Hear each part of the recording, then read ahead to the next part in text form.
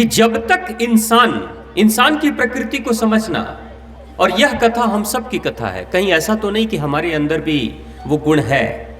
जब तक इंसान असुरक्षित रहता है, जब तक इंसान खतरे में रहता है, तब तक भगवान से अपनी सुरक्षा की बात सोचता है और भगवान की पूजा करता है, मुझे सुरक्षित कर दो। लेकिन जैसे ही उसे इस बात की गारंटी मिल जाती है कि अब मैं सुरक्षित हूं, वैसे ही उसका मनोभाव बदल जाता है और दूसरे को असुरक्षित करना शुरू कर देता है। इंसान की प्रवृत्ति कैसी है? मेरे बाबूजी अक्सर एक बात कहते थे कि एक पहलवान हुआ करता था, दुनिया में कोई था पहलवान, वो बार बार हर जगह पे छाती पीट करके और लोगों के सामने घोषणा करता था कि मैं इतना शक्तिशाली हूं, इतना बड़ा पहलवान हूं कि पूरी दुनिया को मार सकता हूं। ऐसा वो कहता था कि मैं पूरी दुनिया को मार सकता हूं। फिर आगे कहता था, शर्त सिर्फ एक है कि मुझे कोई ना मारे। कल जिस माता की हम लोगों ने पूजा की है, उस माता के गहरे अस्तित्व में मां उस स्थान पे आ चुकी हैं जहां मां के अंदर निर्मलता है, जहां मां के अंदर, यानी एक बच्चे का जो जीवन होता है और जब बचपना समाप्त होने के कगार पर आता है, जवानी के दहलीज पर एक संतान जब कदम रखती है, उसी स्थिति में कल हम लोगों ने मां आदिशक्ति की उपासना की। उसे कुष्मांडा माता कहते हैं, तो प्रेम से बोलिए कुष्मांडा माता की जय। मां कुष्मांडा माता की आकृति बड़ी ही निराली है। एक बालिका जब अपने कद को बढ़ाने लगती है, तो बचपन के साथ एक छात्र की स्थिति आती है और एक समय ऐसा भी आता है जब वह जवानी के दहलीज पे आती है। उस वक्त की जो स्थिति है वही मां कुष्मांडा की है।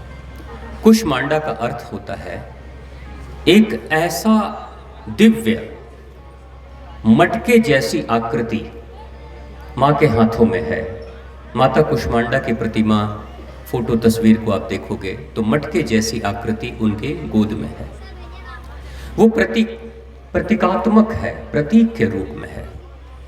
वो जो कुंभ है, वो मटका है, वो प्रत्येक बालिका का गर्भ क्षेत्र है, जिसका विकास होता है 13, 14, 15 साल के बाद विकास होना शुरू हो जाता है, जब से मासिक धर्म की शुरुआत होती है।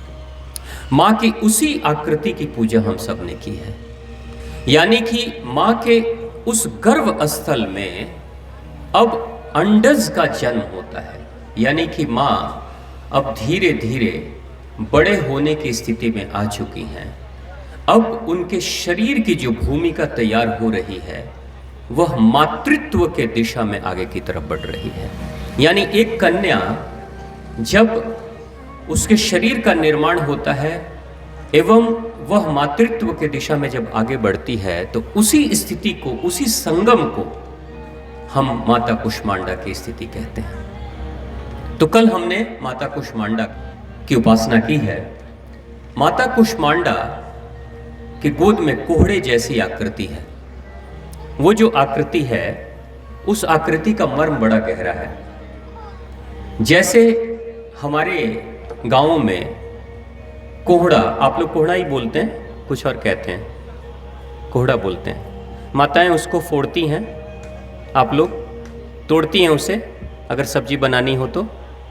नहीं ना, मना करते हैं, क्योंकि उसके अंदर वो जो है वो गर्भ क्षेत्र का प्रतीक है, और कोहड़े के अंदर जो बीज होता है, अगर उस बीज को आप लोग बीज खाते हो कि फेंक देते हो? खाते हैं।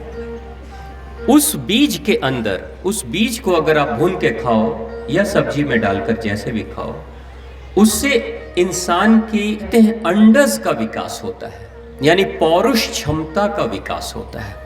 ये प्रतीकात्मक है, यानी कि एक बालक या एक बालिका जब वयस्क इंसान बनने के दिशा में आगे की तरफ बढ़ता है, तो वो वही समागम की स्थिति है जिसकी पूजा हम सभी करते हैं। यानी जब एक बालिका की उम्र 14, 15, 16 साल के आसपास की जब होने लगती है तो वही उसी उम्र की पूजा हम करते हैं जिसकी उपासना कल हमने की है। अब आज जिस माता की उपासना कर रहे हैं उस माँ को कहते हैं माँ स्कंद माता। प्रेम से बोलिए स्कंद माता की जय और आप सभी की जय हो। स्कंद माता के अस्तित्व का निर्माण जब धराधाम पर वो अवतरित हुई तो उससे पहले एक विचित्र घटना घटी थी। एक साधक था जो घोर साधना करता है और उसकी साधना से ब्रह्मदेव प्रसन्न हो जाते हैं। ब्रह्मदेव जब प्रसन्न होते हैं तो दर्शन देते हैं। दर्शन देते हैं तो पूछते हैं कि हे वत्स, तुम वर मांगो, क्या वर मांगना चाहते हो? तो साधक कहता है कि हे मेरे परमात्मा, हे मेरे ईश्वर, मेरे प्रभु, अगर मुझे वर देना है तो मुझे अमरत्व का वर दे दो, यानी मुझे अमर होने का वर दे दो। मैं न मरूं कभी, ऐसा वर आप मुझे दे दो, अगर आप मुझसे प्रसन्न हो तो। भगवान ब्रह्मदेव कहते हैं देखो वत्स, प्रकृति की लीला में कभी भी कोई अजर अमर नहीं हो सकता। जो आते हैं वो एक ना एक दिन चले जाते हैं, मरण धर्मा होते हैं सभी। अजर अमर का आशीर्वाद मैं तुम्हें नहीं दे सकता, प्रकृति के खिलाफ है, ऐसा नहीं हो सकता। जो आए हैं, जिन्होंने जन्म लिया है, उनको एक ना एक दिन जाना ही पड़ेगा। कुछ और मांग लो। बड़ा चतुर था वो, समझदार था। वो कहते हैं साधक जब साधना करते हैं तो धीरे धीरे ज्ञान में भी वृद्धि होती है। उसके ज्ञान में भी वृद्धि हुई और वो कहता है कि ठीक है प्रभु, अगर आप वरदान देना चाहते हो तो मुझे ऐसा वरदान दो कि मुझे कोई मार न सके। अगर कोई मारे तो सिर्फ भगवान शिव शंभू की संतान मारे। अगर कोई मुझे मारे तो सिर्फ भगवान शिव शंभू की ही संतान मारे। वो कहते हैं ना, बुद्धि तो उसने लगा दी थी पूरी। उसे मालूम है कि माता सती के सती होने के बाद भगवान शिव शंभू विवाह नहीं करने का ऐसा उसने सोच लिया है, ऐसा उन्होंने धारणा बना लिया है कि मैं अब दोबारा विवाह ही नहीं करूंगा। इस कदर वो सदमे में थे। तो उसे पता है, उसका नाम था तारका। उसे पता है कि भाई शिव शंभू तो कभी विवाह करेंगे नहीं, इनकी कोई संतान होगी नहीं, और जब संतान होगी नहीं तो मुझे मारेगा कौन। यानी कि सीधे तरीके से अगर कान नहीं छू सकते तो घुमा के पकड़ेंगे। तो उसने अपनी बढ़िया, एकदम कहते हैं ना, लाइफ इंश्योरेंस पॉलिसी बढ़िया करा ली। वो कहते हैं ना, बुलेट प्रूफ जैकेट उसने पहन लिया। अब कुछ नहीं हो सकता मेरा तो, क्योंकि न भगवान शिव शंभू कभी विवाह करेंगे, न उनकी कोई संतान होगी, न कोई मुझे मारेगा। भगवान ब्रह्मदेव कहते हैं तथा अस्तु, जैसी तुम्हारी इच्छा, जैसी तुम्हारी मनोकामना। अब आशीर्वाद जब मिल जाता है तो वह समझ लेता है कि इनडायरेक्टली अब मैं अजर अमर हो गया, अब मुझे कोई मार ही नहीं सकता। तो जब मुझे कोई मार नहीं सकता तो मैं कुछ भी कर सकता हूं। तो देखो कितनी विचित्र लीला है। देवी भागवत महापुराण एक आईने की तरह समाज को आईना दिखाती है। मां आदिशक्ति आईना दिखा रही है। इस दुनिया में व्यक्ति के मनोभाव की स्थिति को देवी भागवत महापुराण सिखा रही है, बता रही है। यानी कथा क्या कह रही है? कथा एक ऐसे रहस्य का उद्घाटन कर रही है कि जब तक इंसान की प्रकृति को समझना, और यह कथा हम सब की कथा है, कहीं ऐसा तो नहीं कि हमारे अंदर भी वो गुण है। जब तक इंसान असुरक्षित रहता है, जब तक इंसान खतरे में रहता है, तब तक भगवान से अपनी सुरक्षा की बात सोचता है और भगवान की पूजा करता है, मुझे सुरक्षित कर दो। लेकिन जैसे ही उसे इस बात की गारंटी मिल जाती है कि अब मैं सुरक्षित हूं, वैसे ही उसका मनोभाव बदल जाता है और दूसरे को असुरक्षित करना शुरू कर देता है। इंसान की प्रवृत्ति कैसी है। मेरे बाबूजी अक्सर एक बात कहते थे कि एक पहलवान हुआ करता था, दुनिया में कोई था पहलवान, वो बार बार हर जगह पे छाती पीट करके और लोगों के सामने घोषणा करता था कि मैं इतना शक्तिशाली हूं, इतना बड़ा पहलवान हूं कि पूरी दुनिया को मार सकता हूं। ऐसा वो कहता था कि मैं पूरी दुनिया को मार सकता हूं। फिर आगे कहता था, शर्त सिर्फ एक है कि मुझे कोई ना मारे, मुझे कोई ना मारे तो मैं सारी दुनिया को मार के खत्म कर दूंगा।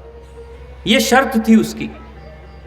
यही स्थिति आज तारका नाम के साधक के साथ है। वो पहले असुरक्षित है तो भगवान से प्रार्थना करता है, तपस्या करता है, साधना करता है और भगवान से मन्नत मांगता है, वरदान मांगता है। और भगवान जब कहते हैं कि ठीक है जा, तुझे शिव शंभू के संतान के अलावा कोई दूसरा मार नहीं सकता है, और उसे भी पता है कि शिव शंभू का विवाह कभी होगा नहीं, संतान कभी होगी नहीं, यानी कि मुझे कोई मार ही नहीं सकता। तो जब ये गारंटी मिल जाती है तो उसके बाद वह साधक जो पहले सुर था यानी बहादुर था, तपस्वी था, साधक था, शक्तिशाली था, लेकिन जब ऐसी गारंटी मिल जाती है तो वो असुर बन जाता है। अब वो सुर नहीं है, वो असुर हो जाता है। सुर और असुर में बस इतना ही अंतर है, जो शक्ति का सदुपयोग करता है वो सुर होता है, जो शक्ति का दुरुपयोग करता है वो असुर हो जाता है, वही दानव होता है। यानी देवता और दानव में सिर्फ इतना ही भेद है कि देवता दूसरों की रक्षा के लिए अपनी शक्ति का इस्तेमाल करते हैं, उपयोग करते हैं, और दानव अपनी शक्ति का इस्तेमाल करके दूसरों की हानि कर देता है। बस इतना ही अंतर है। तारकासुर अब राक्षस बन जाता है और जीव जंतु, नर नारी, इंसानों को परेशान करने में अपनी पूरी शक्ति को खर्च करना शुरू कर देता है। धीरे धीरे अत्याचार इतना बढ़ा, धीरे धीरे अत्याचार इतना बढ़ा कि खबर भगवान तक पहुंच जाती है, ब्रह्मदेव तक खबर पहुंच जाती है। और देवी देवता कहते हैं कि कैसा वरदान दिया आपने ब्रह्मदेव कि आपकी शक्ति को प्राप्त करके आज वह साधारण नर नारी इंसानों की क्षति पहुंचा रहा है, उनके साथ गलत कर रहा है। भगवान ब्रह्मदेव कहते हैं वो साधक था, उस समय असुर नहीं था, उस समय राक्षस नहीं था, शक्ति का दुरुपयोग नहीं कर रहा था, अब कर रहा है, तो समाधान निकालना पड़ेगा। तो समाधान के लिए सभी देवी देवता जाते हैं और शिव शंभू से, जो हिमशिला पर समाधि स्थल में है, समाधिस्थ हैं, उनसे सभी देवी देवता जाकर प्रार्थना करते हैं कि हे शिव शंभू, आप विवाह कर लो, आप विवाह कर लो। और आपके लिए एक देवी मां पार्वती, प्रेम से बोली मां पार्वती की, भगवान शिव शंभू की, आपके लिए एक देवी मां पार्वती तपस्या कर रही है, आपको वर्ण करने के लिए, आपको प्राप्त करने के लिए तन मन से तपस्या कर रही है। हे शिव शंभू, स्वयं की इच्छा के लिए नहीं, स्वयं की कामना के लिए नहीं, आप जन कल्याण के लिए और धरती को पाप से मुक्ति दिलाने के लिए आप विवाह कर लो। जब प्रयोजन समझ में आया और देवी देवताओं ने बड़ी ही प्रार्थना की, हृदय के गहराई से अनुनय विनय किया, तब जाकर भगवान शिव शंभू विवाह के लिए तैयार हो जाते हैं। विवाह होता है और विवाह होने के बाद जब शिव शंभू और मां भगवती के सानिध्य से एक संतान का जन्म होता है, उसी संतान को स्कंद कहते हैं। प्रेम से बोलिए स्कंद देव की, मां आद्य भगवती की, भगवान शिव शंभू की। स्कंद का जन्म होता है। जब स्कंद का जन्म होता है तो देवी देवता सब आकर कहते हैं, हे देवी, इस संतान का जन्म हुआ है खास प्रयोजन के लिए। ताड़कासुर नाम का एक शक्तिशाली असुर है, एक राक्षस है, उसके वध करने के लिए हुआ है। वो परम शक्तिशाली है, उसकी शक्ति की कोई सीमा नहीं है, वो परम शक्तिशाली है। एक परम शक्तिशाली से अगर किसी को युद्ध करना है तो उसे भी तो शक्तिशाली बनना पड़ेगा, उसे भी तो शक्तिशाली बनना पड़ेगा।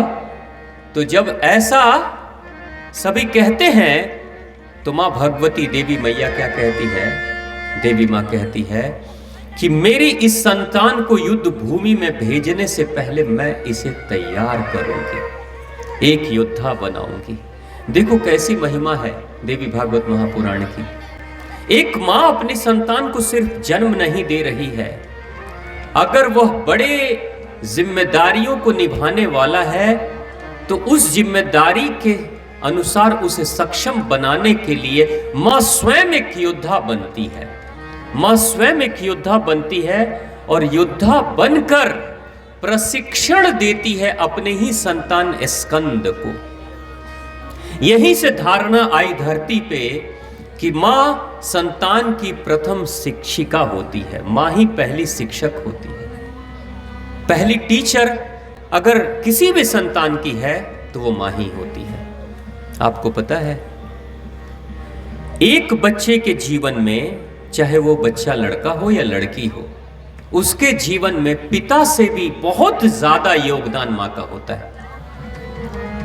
जो बच्चा पिता से सीखता है उससे ज्यादा वो मां से सीखता है, क्योंकि पिता का जो संबंध है वो बहुत थोड़ा सा संबंध होता है, लेकिन मां का जो संबंध होता है वो बहुत गहरा भावनात्मक संबंध होता है।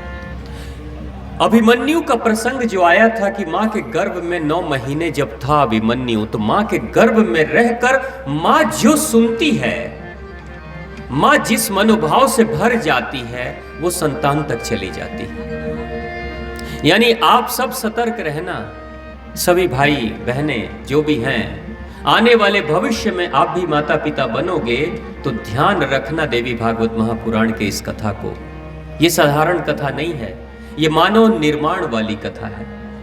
ये कथा क्या कहती है कि एक मां कैसी है, क्या सोचती है, क्या बोलती है, कब हंसती है, कब रोती है, क्या खाती है, सबका असर उसके संतान पर पड़ता है, सबका असर।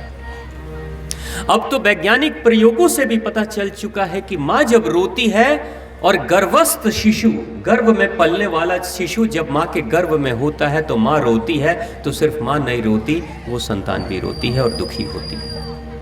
ये अब प्रूफ हो रहा है। मां जब हंसती है तो संतान भी हंसती है, गर्भ की संतान भी हंसती है। मां जब किसी चीज को पढ़ती है, अगर एक मां, अगर आप चाहते हो ना आपकी संतान विद्वान बने, महान बने, जो चाहते हो अपनी संतान को बनाना, जो भी चाहते हो, मैं आपको बताऊं अमेरिका की एक घटना। अमेरिका में 2 टेनिस प्लेयर हैं। टेनिस खेल के बारे में जानते हो बच्चे? सेरेना विलियम, सुना है आप लोगों ने नाम? 2 खिलाड़ी हैं, 2 लड़कियां हैं, 2 बहनें हैं, 2 बहनें हैं। सेरेना विलियम नाम की 2 बहनें हैं। ये टेनिस की खिलाड़ी हैं। देखो कैसी घटना घटी। जो पिता था यानी सेरेना विलियम का जो पिताजी था, वो एक खिलाड़ी था, वो प्लेयर था, टेनिस का प्लेयर था। तो सेरेना विलियम के पिताजी की कामना थी, मनोकामना थी कि मेरा जब बेटा होगा तो मैं दुनिया का सर्वश्रेष्ठ टेनिस का प्लेयर बनाऊंगा। ये बाप की ख्वाहिश थी, बाप की कामना थी कि मेरा बेटा दुनिया का सर्वश्रेष्ठ टेनिस प्लेयर बनेगा। ये बाप सोचने लगा, सपने देखने लगा, टेनिस खेलने लगा और टेनिस रोज खेलता था, क्योंकि वो टेनिस का ही खिलाड़ी था, टेनिस का ही प्लेयर था, रोज टेनिस खेलता था, बड़े मनोयोग से टेनिस खेलता था। और सपना यही था कि टेनिस में हम सर्वश्रेष्ठ खिलाड़ी बनाएंगे। कभी कभी कहते हैं ना कि भगवान सुनते हैं, दूसरे तरीके से सुनते हैं। जरूरी नहीं कि आपकी हर ख्वाहिश, हर मनोकामना पूर्ण हो जाए। अब इंतजार कर रहा था कि बेटा जन्म लेगा, लेकिन बेटी जन्म ले ली और एक नहीं 2 बेटियां हो गई, 2 बेटियां। अब बेचारा निराश हो गया। सारे जो सपने हैं, सारे जो अरमान हैं मेरे, तो सब खत्म हो गए। अब कुछ भी करने की जरूरत क्या है? लेकिन सेरेना विलियम की जो मां थी, उसने कहा क्या फर्क पड़ता है, बेटी हो या बेटा हो, क्या फर्क पड़ता है? आपने जो सपना देखा है उस सपना के लिए इन बच्चियों पे प्रयास करो, इनके साथ मेहनत करो, इनके साथ प्रैक्टिस करो, ट्रेनिंग करो। क्या पता आपको अपने सपने से मतलब है ना, कि आपकी संतान दुनिया की सर्वश्रेष्ठ खिलाड़ी बने, ये सपना आपका है। बेटी हो गई कोई फर्क नहीं पड़ता है, बेटियों को ट्रेनिंग दो। कभी कभी घर की जो माताएं होती है ना, बड़ी समझदारी वाली बात करती हैं, इसलिए सुनना भी चाहिए। ऐसा नहीं कि बस अपने ही डफली अपना राग बजाते रहें, घर में सलाह लेकर कुछ काम करना चाहिए। माताएं, आप लोग भी कभी कभी अच्छी अच्छी सलाहें देते होंगे, बाबूजी लोग सुनते हैं ना? सुनना चाहिए, सबको सुनना चाहिए। उस माँ ने सलाह दी कि अपनी बेटियों को तैयार करो। अब छोटी छोटी बच्ची, छोटी थी, दोनों बेटियां बड़ी बड़ी, इतनी बड़ी हो गई, यानी कि लगभग 7-8 साल की जब होगी, तो वो पिता अब भूल गया कि बेटी है कि बेटा है। उन दोनों बेटियों को लेकर जाता था टेनिस ग्राउंड पे, खुद टेनिस खेलता था और उन बच्चियों को दिखाता था कैसे टेनिस खेला जाता है।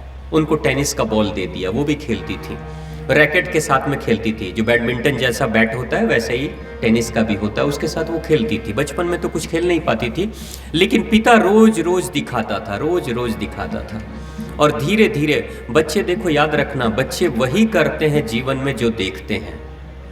आपको अपने बच्चे को जो सिखाना है ना, वैसा ही करना शुरू कर दो। अगर आप चाहते हो कि आपका बच्चा, आपका बेटा, आपकी बेटी पढ़ाई में बहुत अच्छा करे, तो सबसे आसान तरीका क्या है? घर के माता पिता भी किताब लेकर पढ़ाई करें, कुछ भी पढ़ाई करें, लेकिन पढ़ाई करें। बच्चे जो देखते हैं वही करने लगते हैं।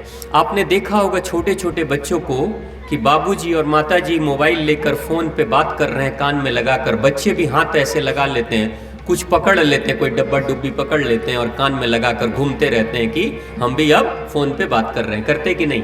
आपके बच्चे करते हैं? करते हैं, करते होंगे आपके बच्चे। देखो ये बच्चा करता है। ये क्या है? यानी कि जो दिखाओगे वही वो सीखेंगे, जो सुनाओगे वही वो बोलेंगे। अगर कोई माता पिता घर में झगड़े कर रहे हैं तो बच्चे को सिखाने की जरूरत नहीं पड़ेगी, वो झगड़ा सीख जाएगा या सीख जाएगी। अगर कोई पिताजी गाली देकर बात किसी से कर रहे हैं, किसी से भी बात करें, घर वालों से करें चाहे घर के बाहर से करें, कारण चाहे जो भी हो, बेटा भी कुछ दिनों के बाद गाली देना शुरू कर देगा, बेटी भी कुछ दिनों के बाद गाली देना शुरू कर देगी। यानी आपको अपने बच्चे को बनाना है या बिगाड़ना है, उसकी पूरी जिम्मेदारी आपकी होती है, माता और पिता और घर के लोगों की होती है। इसलिए अपने घर में कोई ऐसे शब्द का इस्तेमाल मत करना, क्योंकि बच्चों का जो कैमरा है ना, सीसीटीवी कैमरा और रिकॉर्डर ऑन है, वो सब सुन रहे हैं, और वही जो वो खाएंगे वही उल्टी करेंगे कल को। यानी आप क्या खिला रहे हो? बस के सफर में आप जाते हो तो उल्टी अगर हो गई तो वही निकलता है ना जो खा के गए थे। यही है जिंदगी। आप जो बच्चे को सिखाओगे वही बच्चा बाद में आपको बोलेगा।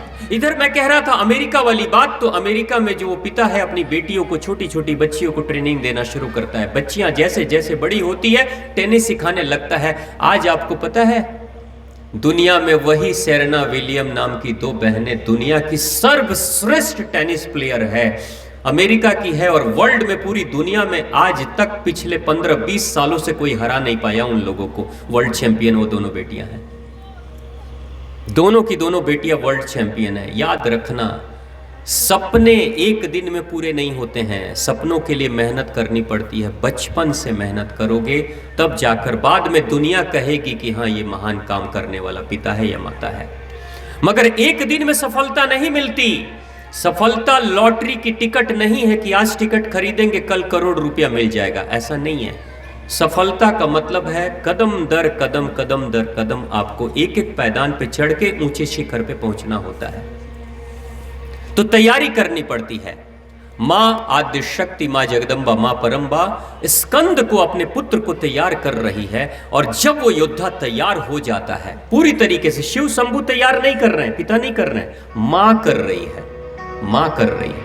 तो जब मां तैयार कर देती है और जब सही समय आता है तो अपने पुत्र को सेनापति बनाकर, यानी सेनापति बनकर, देवताओं के सेना का सेनापति बनकर स्कंद जाते हैं और इस धरती के सबसे शक्तिशाली तारकासुर से युद्ध करने जाते हैं। घनघोर युद्ध होता है, रक्तपात होता है, मार काट मच जाता है चारों तरफ, लंबे समय तक युद्ध चलता है और उस युद्ध में अंत में विजय श्री का पताका फहराने वाले कौन थे? मां आदि शक्ति की संतान स्कंद थे। तो प्रेम से बोलिए स्कंद देव की। वही स्कंद देव कार्तिक जी महाराज के नाम से विख्यात हुए। तो प्रेम से बोलिए कार्तिक जी महाराज की, स्कंद माता की, मां आद्य भगवती की। आज हम उसी स्कंद माता की उपासना कर रहे हैं, यानी कि जो स्कंद की माता है, यानी मां का आज वो रूप की पूजा हो रही है जिसमें एक स्त्री एक कन्या मां बन जाती है पूर्णता से। यानी जब सृष्टि का निर्माण करने की क्षमता जब एक स्त्री में चली आती है तो वही स्कंद माता हो जाती है। तो यहां बैठे हुए जितनी भी बहनें हैं, माताएं हैं, आप में से स्कंद माता वो सारी माताएं हैं जो पहली बार विवाह होने के बाद संतान को जन्म देती है, वो सभी स्कंद माता है। तो प्रेम से बोलिए स्कंद माता की।